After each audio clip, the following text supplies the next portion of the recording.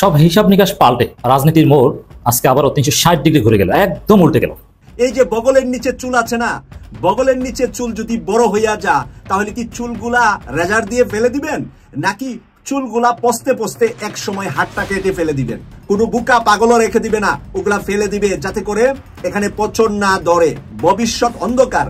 মোহাম্মদ ইউনূসের বাংলাদেশের বিপক্ষে জাস্ট একটা স্টেপ, আর এই একটা স্টেপ এতটা নিপুণ দক্ষতার সঙ্গে ভারতবর্ষ নিয়েছে, একটা নিখুঁত পরিকল্পনা ছিল, তাদেরকে ধন্যবাদ দিতেই হয়। ৮টার পরপরই সেই মিটিং হয়েছে এবং সেই মিটিং থেকে কি কি সিদ্ধান্ত হলো, আর কারা ছিলেন, কেন এই মিটিং হলো। সেনা সদরের যে বৈঠকের দিকে 18 কোটি মানুষ তাকিয়েছিলেন, বিশেষ কোনো সিদ্ধান্ত আসতে যাচ্ছে কিনা, ঠিক সেই ধরনের কিছু সিদ্ধান্ত সেনা সদরের বুধবারের বৈঠকে গ্রহণ করা হয়েছে। যে এই সিদ্ধান্তগুলোর জন্যই মানুষ অপেক্ষা করছিল, আমরা যারা সাধারণ মানুষ নিঃসন্দেহে তাকিয়েছিলাম। সেখানেই বোঝা যাচ্ছিল কিছু কঠিন সিদ্ধান্ত তিনি নিতে চলেছেন, আর যা খবর এসছে তাতে কঠিন সিদ্ধান্ত তিনি নিয়েছেন এবং এক প্রকার ডানা ছাটা হয়েছে মোহাম্মদ ইউনূসের। কি কি সিদ্ধান্ত নেওয়া হয়েছে? পশ্চিমা দেশগুলো কিন্তু আস্তে আস্তে মুখ ফিরিয়ে নিচ্ছে ইউনূস সরকারের দিক থেকে। তার একটা বড় খবর হলো, ডক্টর মোহাম্মদ ইউনূসের উদ্দেশ্যে কয়েকটি গুরুত্বপূর্ণ ইস্যুতে বুধবার চিঠি দিয়েছেন অস্ট্রেলিয়ার পার্লামেন্টের 43 সিনেটর ও এমপি। আসসালামু আলাইকুম দর্শক, বর্তমান সময়ের রাজনৈতিক পরিস্থিতি বা প্রেক্ষাপটকে বিশ্লেষণ করে আপনাদের সামনে বেশ কিছু গুরুত্বপূর্ণ ভিডিও ফুটেজ নিয়ে হাজির হয়েছি। এমনকি দর্শক, আমি আশা করছি আপনারা সেটা ভিডিও শুরুটা দেখেই বুঝতে পেরেছেন। তাই বলবো দর্শক, যারা ভিডিওটি অন করেছেন তারা অবশ্যই নিউজটি না টেনে সম্পূর্ণ মনোযোগ সহকারে দেখবেন, তাহলে এই মূল ঘটনাগুলো বা আসল তথ্যগুলো জানতে বা বুঝতে পারবেন। তো দর্শক, আমি আর বেশি কথা বাড়াবো না, এই ভিডিও শুরুতেই আপনাদের যে ভিডিওগুলোর অংশ বিশেষ দেখিয়ে শুরু করেছিলাম সেই ভিডিওগুলোর বিস্তারিত আলোচনা দেখাবো। তবে তার আগে বলি, যারা এখনো চ্যানেলটি সাবস্ক্রাইব করেনি সকলে চ্যানেলটি সাবস্ক্রাইব করে পাশে থাকা বেল আইকনটি বাজিয়ে দিবেন, আর যারা ইতিমধ্যে সাবস্ক্রাইব করে রেখেছেন তাদের সকলকে অসংখ্য ধন্যবাদ। তো চলুন একটা লাইক দিয়ে আমরা ধারাবাহিকভাবে ভিডিওগুলোর বিস্তারিত আলোচনা দেখে আসি। প্রিয় দর্শক, নিঃসন্দেহে খুবই গুরুত্বপূর্ণ সংবাদ যে বিষয়গুলো আপনাদের সামনে উপস্থাপন করতে যাচ্ছি। সেনা সদরের যে বৈঠকের দিকে 18 কোটি মানুষ তাকিয়েছিলেন, সরকারও নিঃসন্দেহে একটা উদ্বেগের মধ্যে ছিল যে এই বৈঠক থেকে কোনো বিশেষ কোনো সিদ্ধান্ত আসতে যাচ্ছে কিনা, ঠিক সেই ধরনের কিছু সিদ্ধান্ত সেনা সদরের বুধবারের বৈঠকে গ্রহণ করা হয়েছে। এবং এটুকু শুরুতে বলে রাখি যে এই সিদ্ধান্তগুলোর জন্যই মানুষ অপেক্ষা করছিল, আমরা যারা সাধারণ মানুষ নিঃসন্দেহে তাকিয়েছিলাম। সরকারের যে নানান ধরনের বিতর্কিত পদক্ষেপ, নির্বাচনকে কেন্দ্র করে, আইন শৃঙ্খলা পরিস্থিতিকে কেন্দ্র করে, রাজনীতিকে কেন্দ্র করে মানুষ অন্ধকারের মধ্যে রয়েছে, সেই বক্তব্যগুলোই উঠে এসেছে বুধবারে সেনা সদরের বৈঠকে। সেনা প্রধানের নেতৃত্বে ঊর্ধ্বতন সামরিক কর্মকর্তাদের সমন্বয়ে যে বৈঠকটি অনুষ্ঠিত হলো, তাতে সেনা প্রধান সহ আরো কোনো ঊর্ধ্বতন কর্মকর্তা তাদের বক্তব্যে বাংলাদেশের 18 কোটি মানুষের যে চাওয়া সেটির প্রতিফলন ঘটিয়েছেন। সেনাপ্রধান স্পষ্ট করে বলেছেন যে সিদ্ধান্তগুলো নেওয়া হয়েছে বা যে বক্তব্যগুলো এসেছে, আমি আপনাদের সামনে সেগুলো একে একে বলছি। আমি আমার বিশ্বস্ত সূত্রের মাধ্যমে যেগুলো জানতে পেরেছি এবং আনডাউটেডলি বলা যায় যে এগুলোই হয়েছে। সেনাপ্রধান বলছেন যে বাংলাদেশের ভূমি ব্যবহার করে কারোর বিশেষ স্বার্থ উদ্ধারের জন্য কোনো ধরনের কোনো করিডোর দিতে দেয়া হবে না। এই ধরনের কথা তিনি বলেছেন যে জাতিকে অন্ধকারে রেখে বা রাষ্ট্র পরিচালনায় যে অক্সিলিয়ারি ফোর্সগুলো রয়েছে, গুরুত্বপূর্ণ স্টেক হোল্ডার হিসেবে যারা রয়েছেন, রাষ্ট্রীয় বিভিন্ন সংস্থা বা সেনাবাহিনীর মতন যেই বাহিনীগুলো, তাদেরকে অন্ধকারে রেখে সরকার বিভিন্ন ধরনের সিদ্ধান্ত নিচ্ছে। সেনাপ্রধান যে কথাগুলো বলেছেন তার মধ্যে আরেকটি হচ্ছে, দেশের জন্য যে কোনো গুরুত্বপূর্ণ সিদ্ধান্ত নিতে হবে নির্বাচিত সরকারকে, কোনো অনির্বাচিত সরকার কোনো ধরনের গুরুত্বপূর্ণ সিদ্ধান্ত গ্রহণ করতে পারে না। এবং নির্বাচন বিষয়ে যেটি বলা হয়েছে, বরাবরই তিনি যেটি বলে আসছেন, সবসময় তিনি তার কথাতে অবিচল আছেন। তিনি বলেছেন যে অবশ্যই অবশ্যই 2025 ডিসেম্বরের মধ্যে নির্বাচন হতে হবে।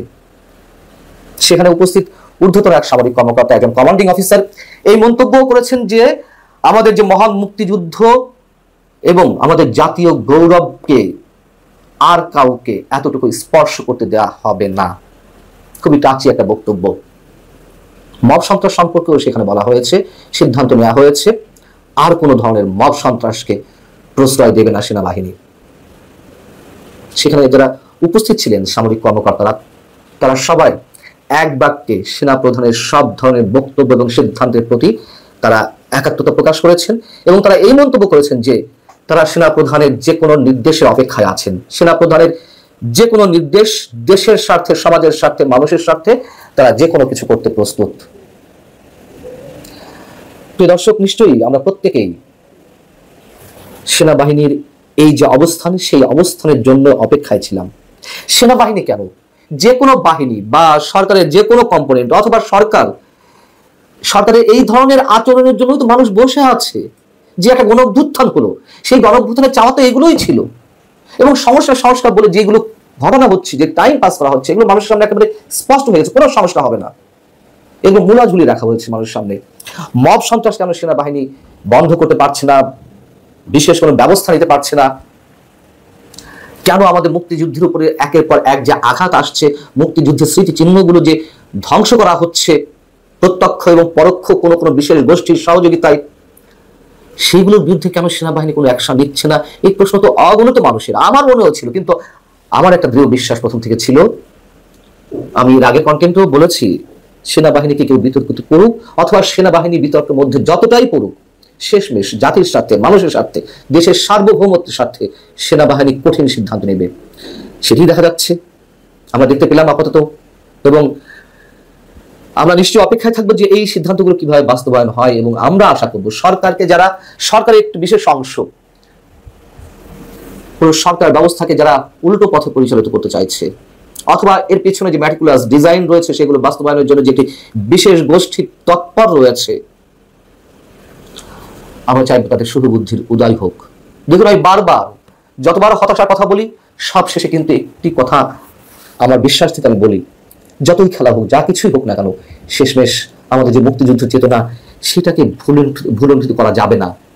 মানুষের যে চাওয়া, বাঙালির হাজার বছর যে সংগ্রাম, যে ইতিহাস, এগুলোকে পারমিট করে না। হয়তো অনেক ধরনের সংঘাত, সংঘর্ষ, রক্তপাতের মধ্য দিয়ে আমাদেরকে এগিয়ে যেতে হয়েছে, এবং দিন শেষে আমাদের যে শুভকামনাগুলো, সেগুলোই বাস্তবায়ন হয়েছে।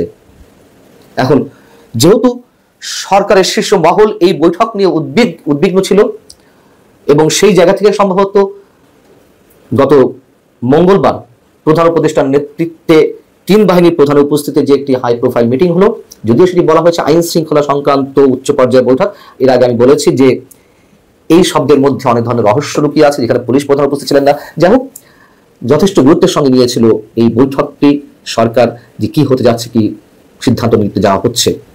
এবং আমার মনে হয় যে এগুলোকে কেন্দ্র করে যদি মুখোমুখি কোনো অবস্থানে কোনো পক্ষ দাঁড়িয়ে যায়, নিশ্চয়ই সেটি দেশের জন্য ভালো হবে না। আবারও বলি, দিন শেষে এগুলো টিকবে না। অনেকের সাময়িক স্বার্থ হাসিল হতে পারে, উদ্ধার হতে পারে। আরেকটি কথাও সবসময় বলি, যে এই দেশের মানুষের ভাগ্য নির্ধারণের ক্ষমতা এখনো মানুষের হাতে এসে পৌঁছায়নি। এখনো বিদেশি শক্তিগুলোর হাতে সেই ভাগ্য বন্দী হয়ে আছে।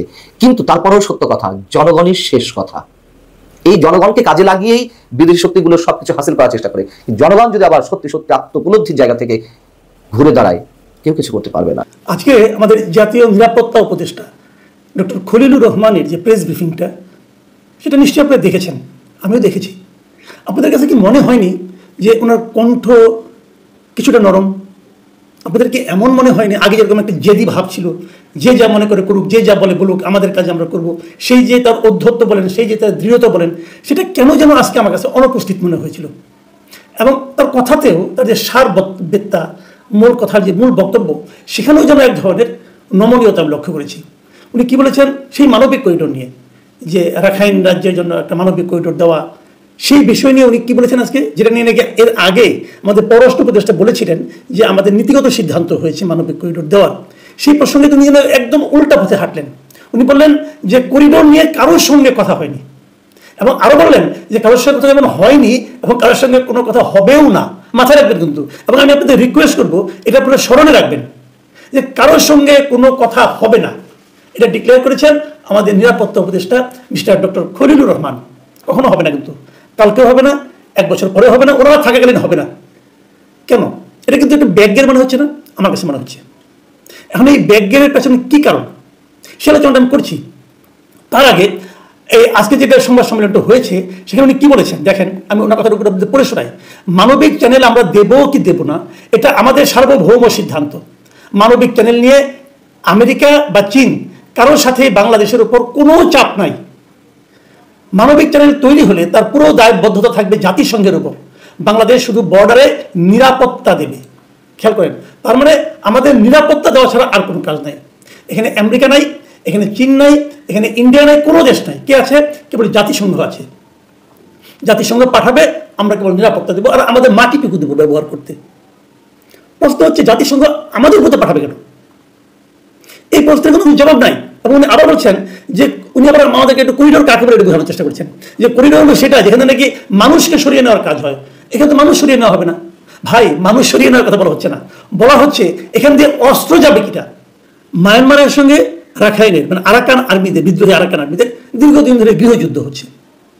সেই গৃহযুদ্ধে আমরা জড়িয়ে যাব কিনা, এটা হলো বেসিক পয়েন্ট। অন্য আলাপ বাদ দেন, লোক যাবে না মানুষ যাবে এই আলোচনা কিন্তু হচ্ছে না। হচ্ছে যে রাখাইনের সঙ্গে যে মিয়ানমারের যুদ্ধ হচ্ছে সেই যুদ্ধে আমরা জড়িয়ে যাব কিনা, জড়িয়ে যেতে চাই কিনা, দ্যাট ইজ দ্য পয়েন্ট। বাকি আলাপ তো হচ্ছে না। এখন ওখানে যদি বড় বড় ট্রাক যায়, ট্রাক ভর্তি জিনিসপত্র যায়, সেই জিনিসপত্রের আড়ালে কোনো ধরনের অস্ত্রশস্ত্র যাবে কিনা সেই সন্দেহ যদি মিয়ানমার করে এবং যদি মিয়ানমার মনে করে যে বাংলাদেশের মাধ্যমে অস্ত্র সহযোগিতা যাচ্ছে আরাকান আর্মির কাছে, তাহলে মিয়ানমারের সঙ্গে আমাদের সম্পর্ক খারাপ হবে। সেই খারাপ হওয়ার ঝুঁকিটা আমরা নেব কিনা, এটা হচ্ছে গিয়ে বেসিক পয়েন্ট। তো সেই পয়েন্টে আলোচনা করেন। মানুষ যাবে মানুষ যাবে না এটা তো বলা হচ্ছে না। হ্যাঁ, সরকারের পক্ষ থেকে যে কথাটা বলা হচ্ছে সেটা হলো আমরা আরাকান আর্মিকে হেল্প করবো, করার পর যেহেতু সীমান্তের এই দিকে মিয়ানমারের কোনো কন্ট্রোল নাই, যে আরাকান আর্মি এটা দখল করে ফেলাবে, সেখানে আমরা রোহিঙ্গাদের ফেরত পাঠাবো। প্রশ্ন হলো দুটো। এক নম্বর প্রশ্ন হলো যে আপনি যে ফেরত পাঠাবেন তার কোনো প্রতিশ্রুতি কি ওদের কাছ থেকে পেয়েছেন? আরাকান আর্মিদের কেউ কি বলেছে আপনাকে যে আমরা এখানে রাখাইন রাজ্য প্রতিষ্ঠা করতে পারলে তোমাদের এবং তোমরা যদি আমাদেরকে সাহায্য করো তাহলে আমরা এই রোহিঙ্গাদের ফেরত দিব? বলেছে? সেরকম তো বলে নাই, কারণ আপনাদেরকে অসুবিধা আলোচনাই করেন নাই, বলে নাই। তাই না বললে পরে আপনি নিজে থেকে কেন এই ধরনের একটা উদ্যোগ নিতে যাচ্ছেন? এটা হলো এক নম্বর প্রশ্ন। এবং তারা যে করবে না এটা তো এর মধ্যেও তো আপনার দায়িত্ব নেওয়ার পরেও তো আরো 1.5-2 লাখ রোহিঙ্গা এখানে ঢুকেছে, ফেরত পেয়েছেন আপনি? পারেননি তো। তাহলে এইটার সমস্যার সমাধান কি? আর দ্বিতীয় কথা, আরাকান আর্মি যে রাখাইনটাকে স্বাধীন রাখতে পারবে তার কোনো গ্যারান্টি আছে? এ পর্যন্ত পৃথিবীর কোনো দেশ কি আরাকান আর্মির এই যে দখল করে আছে রাখাইন রাজ্যটাকে, রাখাইনকে একটা স্বাধীন রাজ্য হিসেবে স্বীকৃতি দিয়েছে? যদি না দিয়ে থাকে তাহলে আপনারা কাকে হেল্প করছেন? তাহলে হবে কি, এটা হতে পারে যে আপনার রাখাইন রাজ্যের এখানে যে আরাকান আর্মি একটা যুদ্ধ চালাচ্ছে স্বাধিকারের জন্য, সেই স্বাধিকার আপনি হেল্প করছেন। যদি আপনি হেল্প করেন সেটাকে আমাদের দেশের পররাষ্ট্র নীতির মধ্যে পড়ে? এই প্রশ্নগুলোর জবাব কিন্তু নেই, যে কারণে কিন্তু আমাদের মাঝখান থেকে এই সন্দেহটা এসেছিল। বলা হচ্ছিল অনেকদিন আগে থেকে বলা হচ্ছিল এখানে একটা রাখাইন রাজ্য আমাদের, এখানে জায়গায় স্বাধীন রাজ্য হয় সেটা যে আমাদের এলাকার কিছু লোক জায়গাকে দখল করে নিয়ে নেবে না, অথবা তারা যে এটা দাবি করবে না, তারই বা গ্যারান্টি কোথায়? কারণ আপনি তো প্রচুর প্রায় 10 বা 12-13 লাখ রোহিঙ্গাকে এখানে বসে রেখেছেন। এরা যদি বলে যে আমরা তাহলে রাখাইনের অংশ, বলে এরা যদি দখল না ছাড়ে আপনি কি করবেন? এই যে আমাদের শেষ পর্যন্ত আমাদের সার্বভৌমত্ব নষ্ট হয়ে যাচ্ছে, আমাদের ম্যাপটাই দ্বিখণ্ডিত হয়ে যাচ্ছে। এই সমস্ত আতঙ্ক কিন্তু সাধারণ মানুষের মধ্যে থাকতেই পারে।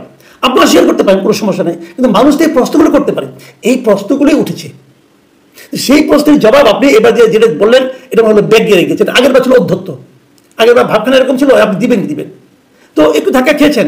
এখন প্রশ্নটা হচ্ছে ধাক্কাটা কে দিল? আলোচনাটা কিন্তু উঠছে, এই ধাক্কাটা কে দিল? কার ধাক্কা খেয়ে, কার ধমক খেয়ে উনি ব্যাগ গিয়ে দিলেন? এই আলোচনাটার সঙ্গে নানা ধরনের জল্পনা কল্পনা, নানা ধরনের কথাবার্তা আমরা কিন্তু শুনছি।